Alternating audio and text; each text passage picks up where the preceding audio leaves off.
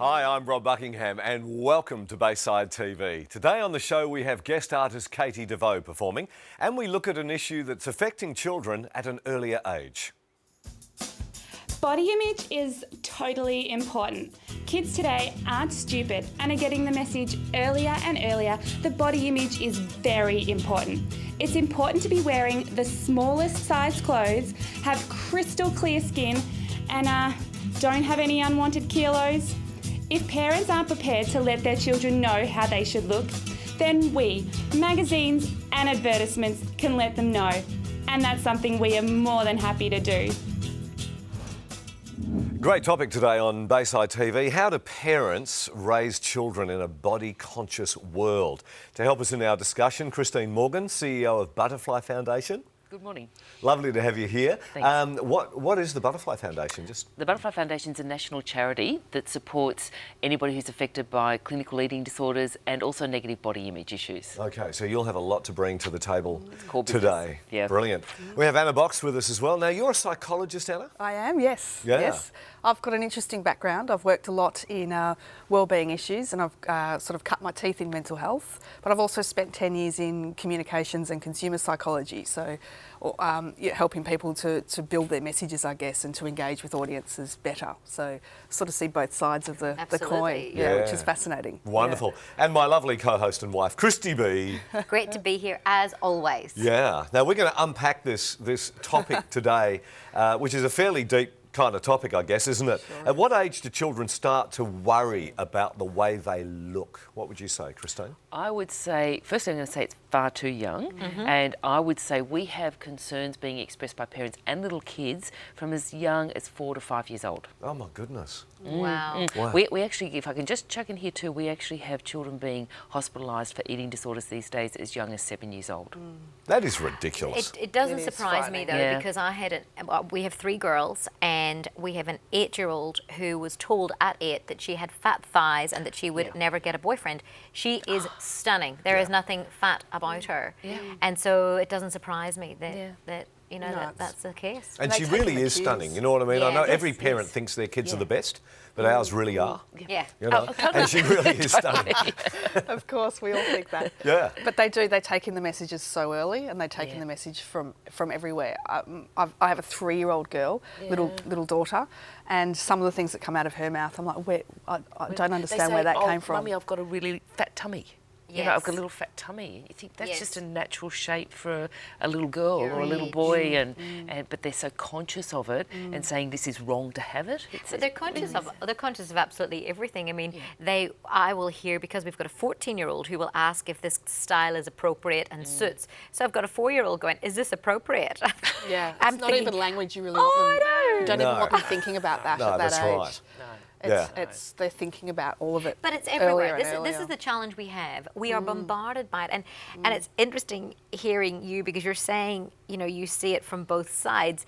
Is there a both sides when like, is there ever a right place to have an 8-year-old or 7-year-old or 5-year-old worried about how they look? Absolutely not. But no, I guess my experience has me working also with people that are trying to engage with audiences, in effect to sell either products or messages. So that's like bras for 3-year-olds. Which is ridiculous, and I would never work on anything like that. But it's also about basically tapping into the audience and coming back to the advertisers and telling them what's valued and what resonates. And quite often that is actually a pushback, saying, look, this is not on, that's too young, that's too slim, that's, you know, we just need to celebrate diversity, really. That's the important part. And both genders, because we've mentioned girls, but what about young boys? We're certainly seeing it in young boys as well. In fact, negative body image, and body image isn't really what you look like. Body image is what you feel about what you look like. So positive body image is, I'm feeling okay in my skin.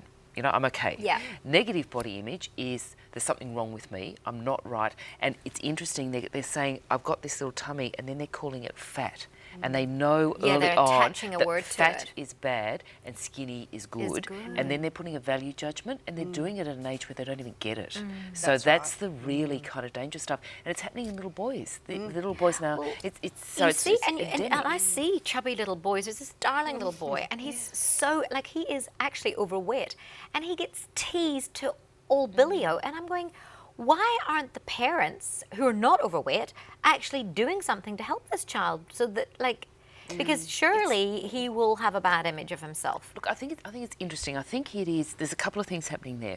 I think weight is certainly a health issue, and as with any other health issue, I think you only need to look at what's been happening with Chrissy Swan and comments about her 2 boys. That weight is certainly a health issue, and I think nearly every parent is trying his or her best to do what they can for the health of their child. The really dangerous message that's happening is that your value as a person is tied to how you look. That's the bit where if weight is a health issue, let's deal with it like that, but let's not put a message across that you're not okay until you lose weight. Just to give some background there too, really Chrissy Swan is a radio announcer in Melbourne, and she has, it's a son or a daughter? She has 2 little boys. 2 little boys, and one of them is a little overweight or something or other, or is a bit chubby. Yes. And she's been getting a lot of criticism. Terrible in the media. Yes, terrible. But chubby, I mean, nobody even knows what chubby is now. Like anything that has got, pinch and inch is chubby. It's got. I'm talking about a child who walks and they've got 3. They need to be. It needs to be addressed. I think that is a health issue. Yeah, and absolutely. But that's like if you see a little child who's got a really bad cold or a bad flu, or I mean, I'm not trying to say they're comparable, but I think weight belongs with a GP, with a parent, in a medical place. And it's not a societal judgment But it's value. not in a medical place. This is the problem. I have a friend who's 150 kilos. She is delightful. She is intelligent. She is amazing. But people will not look beyond that. I've had her with GPs. I've had her to places to get help, and we've been helping her.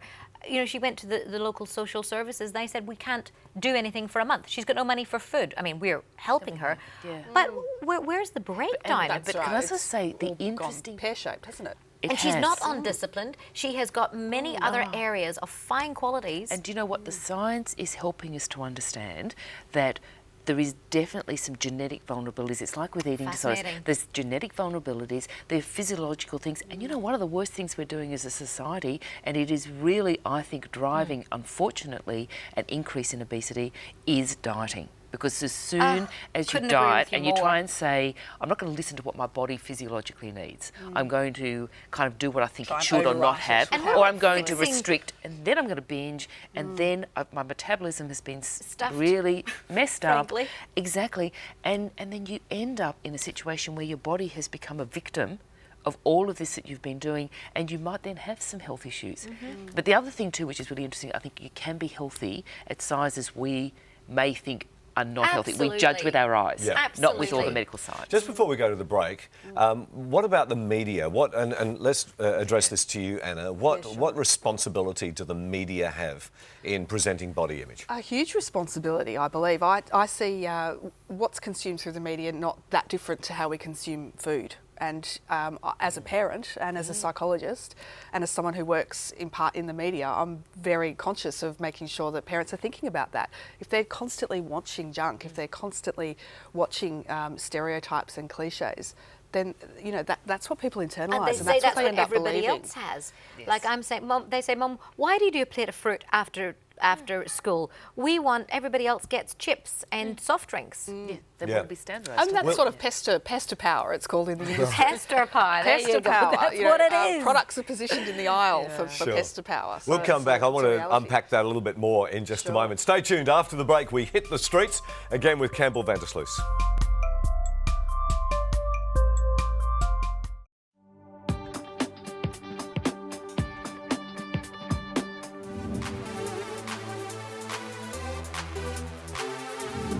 There's a lot of pressure from the media to look a certain way.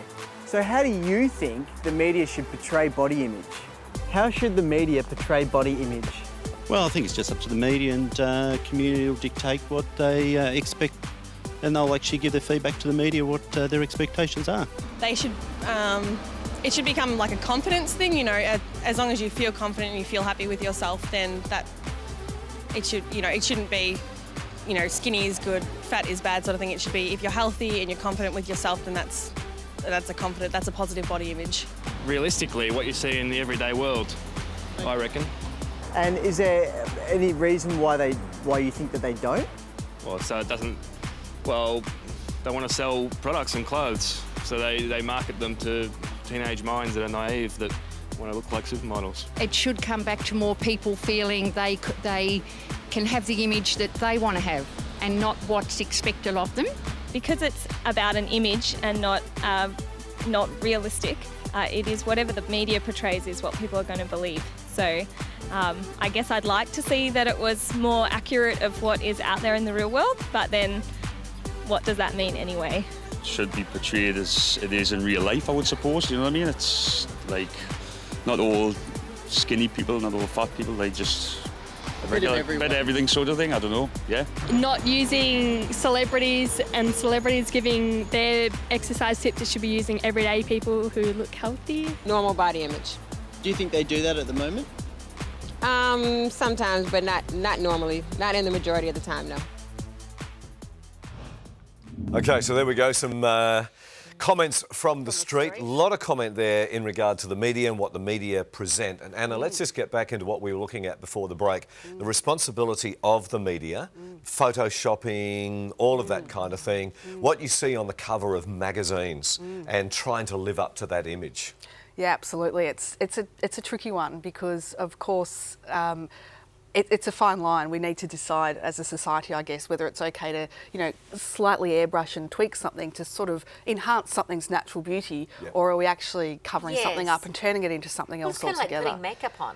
You know, it doesn't mean you're having cosmetic surgery. You are able to enhance, you know, what you have. What you have. I Yeah. don't think there's anything wrong with that. Yep. But it's very, very true that what people see and what people consume through the media becomes their idea of what's normal. And a lot of that then comes back to balancing that media consumption in the home, and certainly with the children, making sure that they're not constantly being exposed to one ideal, one Surely type of that message. leads to inadequacy, you know. Oh, totally. And I think that's like, you've only got to look at women's magazines. I did this.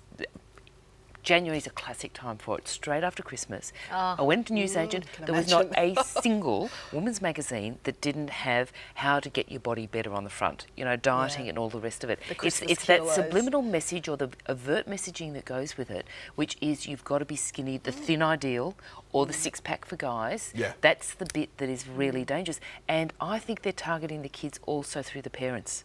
Like, if as parents we're buying those magazines and we're buying into that's what I need to look like, then our kids are going to pick up on that message. They can't help it. You know, they're going to see if mum's really concerned and standing on the scales and I'm having a fat day, they're going to pick it up. It doesn't really matter what else we say. That role modelling is so strong. It's tricky though, because I love magazines. I love lots of magazines. I love, you know, fashion and style and aesthetics, and you know, I buy into that to a certain extent. So, you know, it's a difficult balance. Yeah, because but I won't let it. any of those magazines sit around my home. I'm happy to let something that's more got interior stuff, etc., because I know that my children will hone in because exposing the children to them is a different thing, and that's something that parents need to be mindful of. Absolutely, but that's the same with their own toys and dolls and products that are even pitched and marketed absolutely at their age. I totally agree about the weight thing. Like, you know, you can have a different body mass and be heavier but actually look healthier and be healthier. Yeah. Exactly. And there's diversity of sizes and shape. You know, we come in different sizes we and do, shapes. and we're supposed to celebrate our uniqueness. Yeah, but I come back to saying too that it's why are we valuing people because of how they look? You know, our value comes from who we are within. So why are we doing it? I think because as a society we do really buy into the fact that what we look like is more important than who we are. Now, none of us want to say it. We want to actually believe it's the opposite, but when you look at the amount of energy and attention and effort that goes into, and the money that goes into what we look like, and I think parents subliminally think, actually my kid does have to look okay in order to be successful. Now, we don't want that as a value. We actually don't, but we somehow are buying into it, and we're allowing all these influences to get us there. And it's such so a dangerous. fine line, isn't it? Such a balance, because you know you want to, as one of you ladies said before, you want to make the best of what you've got, but you also need to realise where you're at. You know, and some people are genetically blessed. Are they not? Of course. You know, of course. So they have the six-pack or whatever, and it's easy. But even when you say genetically blessed, you've got an ideal in mind. I mean, I really had a conniption. This is about 5 years ago. That's an Irish word, just in case you're wondering. I was like probably 10 kilos lighter than I am now. And I was doing an insurance thing for life insurance. And the guy said, "Oh, you're actually classified as medically obese." Which is I could hardly breathe. No, it's ridiculous. that's mind-stoppingly, crazily wrong. But even so, can I come back to that? When you say what is genetically blessed, yes. We go back to a different century, and what we regard as now genetically blessed, they would have said, "Oh, that's skinny and revolting." Well, that's true. You know, we want the Rubenesque Of look. different, So it depends upon different cultures. I mean, you Bring go to back some of the culture. African. But diversity is what's really important, and variety. And it's a fine line between being pro-curve and actually becoming anti-slim. So we do need to be really mindful of people that are naturally slim and how they feel in this argument as well. It's it's very, very easy to strip them down as well. Let's so get back to our be kids. mindful of that. What are some of the things we should look for as signs of concern that something's going awry with our children and their body image? I think where they're putting their attention, and that will come out in what they're doing and what they're saying. So, and most particularly if it's concerned when it comes out as a negative. So, I am fat, and said in a way that's bad. Or some kids just talk fat and they don't mean anything by it. But so when they're actually starting to show signs of putting so much value negatively about how they look, and they have to change in order to be okay. And that's what I would call. It's hard to pick up that nuance, isn't it? Because it is. like my little girl might wear a towel, a yellow towel on her head and pretend she's got blonde hair, like the girl from a movie or a show that Disney shows. Yeah, and my sister used to do that as a kid. She used to run around with a nappy and try and be Anna from ABBA. So it's sort of like, is this appropriate 3-year-old fun behaviour? Absolutely. Or is this my little beautiful girl saying, wanting to be something she's not? I want to look different to how I am. And as a parent, you're torn. It's difficult. And I think I think that's a big part of staying attuned with your kids. You know, staying on track, really seeing it, and then starting its nuances and picking it up. And as they get older, I think certainly some of the dieting practices, you know, if they're not eating lunch, if they're and if they don't want to wear a coat because they think it makes them look fat on the beach. Exactly. It's all of those kind of things and the fixation on it. So it's just so saying so right. It's a kind of it's a range. And it can creep in. It can creep in. So what can parents do when they start seeing some of this?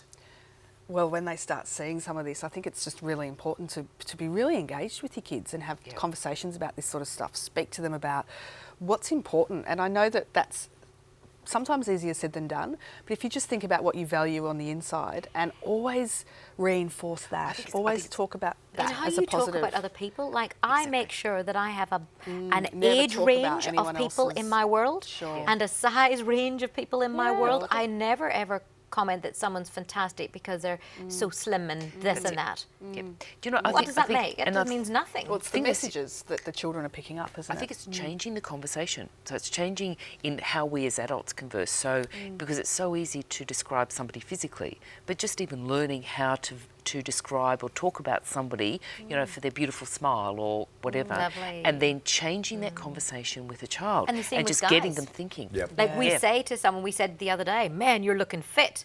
What we're saying is your biceps are looking big. Does that mean he's fit? Probably not. He could have little, well, but he could have little thin, spindly legs, you know? That's right. Yeah. So we do that, don't we? But we say it like it's a positive. Yeah. You know, and it can come out, and you have to be mindful of this conversation all the time. It's something to be aware of day in and day out. It's not a quick fix. I think the single biggest influencer we can be is to look at ourselves, and even if you just do a hygiene check on what we do as women. You know, how many women will get up in the morning and say, I feel like I'm having a fat day, you know, or whatever that immediately conveys it. Or so I think there's a lot of role modelling that can happen with kids. Yeah, fantastic. So would that would be the key thing, role modelling, just watching what we say, reinforcing their positives. Watching the media they're consuming Yes, and managing absolutely. that. Huge. Wonderful.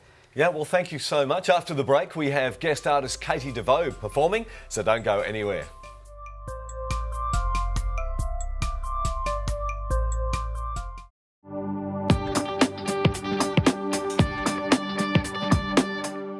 Welcome back to Bayside TV. I want to thank my guest, Christine Morgan from the Butterfly Foundation. Thank you. Anna Vox. Thank you. Lovely to be here. And, of course, Christy B. Always a pleasure. It's wonderful, indeed. Now performing her song, Sweet Mercy, which is taken from her brand new album, Simple Life, and now available on iTunes. Here is Katie DeVoe.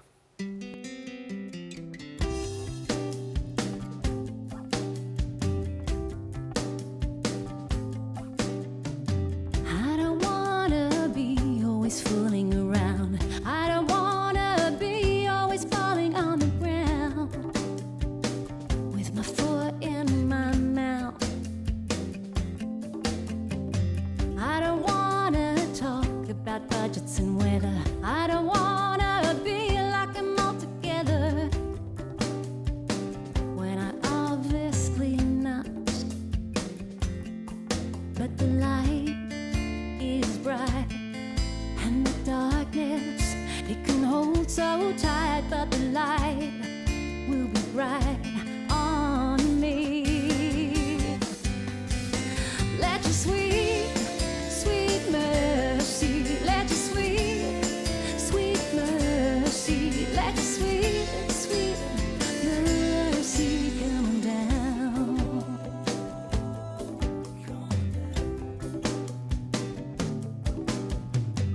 I don't wanna be casually living. I don't wanna be superficially giving with the spotlight on me. I don't wanna be always putting you down. I don't wanna run those who hurt me out of town or cast that stone. No, but the light is bright and the darkness, it can hold so tight, but the light will be bright on me. Let your sweet, sweet mercy, let your sweet, sweet mercy, let your sweet, sweet, sweet mercy come on down, down, down, down, down, down. Come on down, down, down, down, down, down. Ooh, come on down, down, down, down, down, down. Hey, come on down, down, down, down, down, down. Hey, come on down.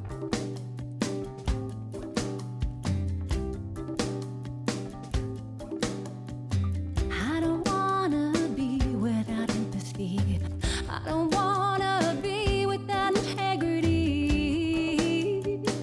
When I get close to the fire, let your sweet, sweet mercy, let your sweet, sweet, sweet mercy, let your sweet, sweet, sweet, sweet mercy come on down, down, down.